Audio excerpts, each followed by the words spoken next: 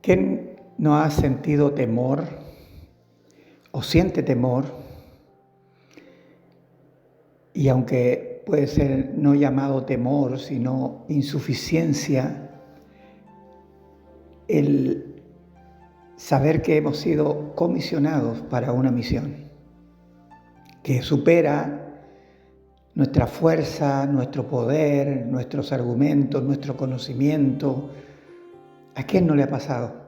Yo quiero mostrar aquí dos casos muy especiales de la Biblia. En Isaías, capítulo 6, voy a leer el versículo 5 y el versículo 8, cuando Isaías tiene esta visión de la presencia de Dios y dice: entonces dije, ay de mí que soy muerto, porque siendo hombre inmundo de labios y habitando en medio de pueblo que tiene labios inmundos, han visto mis ojos al Rey Jehová de los ejércitos. Después, él dice: oí la voz del Señor que decía: ¿a quién enviaré? ¿Y quién irá por nosotros? Entonces respondí: yo, heme aquí, envíame a mí. Ahora, otro ejemplo está en Éxodo capítulo 3, versículos 6, 10 y 11. Y dijo: yo soy el Dios de tu padre, Dios de Abraham, Dios de Isaac y Dios de Jacob. Entonces Moisés cubrió su rostro porque tuvo miedo de mirar a Dios. Ven, por tanto, ahora, y te enviaré a Faraón para que saques de Egipto a mi pueblo, los hijos de Israel. Entonces Moisés respondió a Dios: ¿quién soy yo para que vaya a Faraón y saque de Egipto a los hijos de Israel? ¿Se dan cuenta que en estos dos casos, tanto en el caso de Isaías como en el de Moisés, se encuentran con Dios? La grandeza de Dios los reduce a la nada. Y esta es una de las cosas que nosotros necesitamos entender para conocer la justicia de Dios, para conocer verdaderamente quiénes somos nosotros, es que podamos tener una visión de Él. ¿Y cómo tenemos esa visión de Él? A través de las Escrituras. Pero cuando no tenemos visión de Dios, no tenemos conocimiento de Dios a través de las Escrituras, ¿qué visión tenemos? La de nosotros mismos. Y cuando tenemos la visión de nosotros mismos, nos comparamos y podríamos ser simples gusanos delante de otros o sentirnos semidioses. Pero ninguno de los dos atribuciones es real, porque la única realidad es la comparada con aquel que nos creó.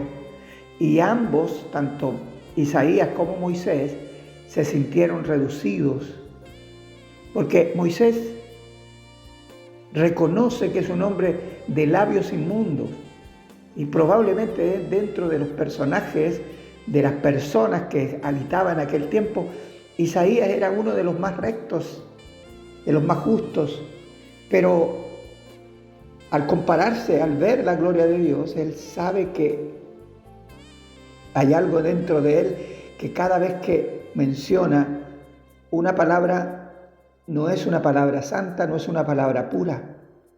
Ahora, ¿qué pasa con Moisés? Moisés también se encuentra con Dios en una zarza que ardía, pero no se consumía. Y ahí Dios le dice que se saque el calzado de sus pies porque el lugar que pisa es santo. Ese lugar es santo. Entonces Moisés se cubre su rostro para no ver a Dios. Tiene miedo de ver a Dios. ¿Por qué? Porque él sabe ante Dios quién es Él. Porque es Dios quien con su luz ilumina lo profundo de nuestro ser. Esto no es religión. La religión, yo puedo hacer algo para alcanzar méritos delante de Dios. Pero cuando tenemos una relación con Él, nosotros nos sentimos realmente quiénes somos. Ahora, después de tener esta visión de Dios, ellos son reducidos, como decía, ya a un pecador que no puede ni siquiera levantar la vista. Ahora, cuando ellos tienen esta visión, escuchan de Dios la misión a la cual deben ir. Y la pregunta de cada uno de ellos es, ¿cómo lo voy a hacer yo? Si yo no tengo más que pecado en mi ser, yo no soy perfecto, yo no tengo cualidades, no sé hacer nada, no conozco bien lo que tengo que hacer. La gente dice, bueno, yo no sé nada de la Biblia, nada, ¿qué voy a hablar de Dios? Entonces callamos. O pensamos tantas cosas de nosotros mismos y decimos, me pongo a hablar de Dios y después me caigo o tengo un problema que los demás vean y me van a apuntar con el dedo. Entonces mejor no me meto, me quedo escondido. Pero Dios llama a un hombre común y corriente que luego nosotros vemos en el tiempo y vemos cómo Dios obró en ellos grandemente y exaltamos muchas veces al hombre desmedidamente, como no debemos hacerlo, porque quien hizo aquello fue el Señor a través de ellos. Pero ellos tienen una grandeza, que es de haberse visto pequeños y haber reconocido su pequeñez, haber reconocido su pecado y haberse puesto en las manos de Dios. Ahora, ¿qué pasa con nosotros? ¿Qué pasa con nosotros? Cuando Jesucristo vino, fue a la cruz, murió y resucitó, los discípulos vieron esto que es la gloria de Dios manifestada. Ellos pudieron ser testigos de que Cristo había muerto y resucitado. Pero es más aún, vieron cuando ascendió, subió a los cielos y se perdió en una nube. Pero Él les dijo que Él volvería. Pero en tanto, les envió hasta lo último de la tierra. Partiendo por Jerusalén hasta lo último de la tierra, ellos debían ir con un mensaje. Imaginen ir hasta lo último de la tierra con un mensaje, un puñado de hombres. ¿Cómo? Y Jesús les dice que ellos recibirían poder en Hechos 1:8, cuando haya venido sobre vosotros el Espíritu Santo, y me seréis testigos en Jerusalén, en toda Judea, en Samaria y hasta lo último de la tierra. Ellos no sabían qué poder era, no conocían ese poder, pero esperaron en Jerusalén. La orden que les había dado el Señor era que esperaran hasta que llegara ese momento. Y cuando llegó el momento, fueron llenos del Espíritu Santo. Y luego Pedro se levanta, Pedro, el cobarde que negó a Cristo 3 veces antes que el gallo cantara, se levantó con una muchedumbre de personas que estaban allí en las fiestas del día de Pentecostés y predicó el mensaje, un mensaje tan poderoso que 3.000 hombres, sin contar mujeres, 3.000 hombres se convirtieron a Cristo. El cobarde tuvo poder para hablar de aquel y tuvo la sabiduría también para hablar de él.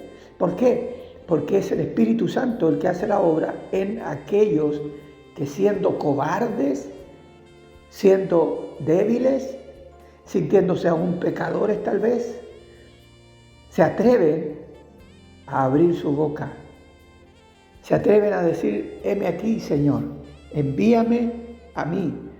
No veremos la gloria de Dios, no veremos todo lo que Dios puede hacer si nosotros no estamos dispuestos en nuestra condición a ser usados por Él. Y cuando somos usados por Él, la gente ve el resultado de lo que hemos vivido. Pero para ser usados por Él, tenemos que pasar también por aquella aflicción del alma, del espíritu, que dice: Señor, yo no puedo, pero si tú me mandas, yo voy. Y ahí es cuando vemos la gloria de Dios. Atrévete, hermano, atrévete, amigo. Cristo está contigo si es verdad que crees en Él, porque sabes que te has encontrado con Él, y cuando tú sabes que te has encontrado con Él, sabes que has sido reducido aparentemente a la nada, pero de la nada Él hace todo. No de la comparación con los demás, sino con Él. Y eso es confesar lo que somos de todo corazón. Un abrazo.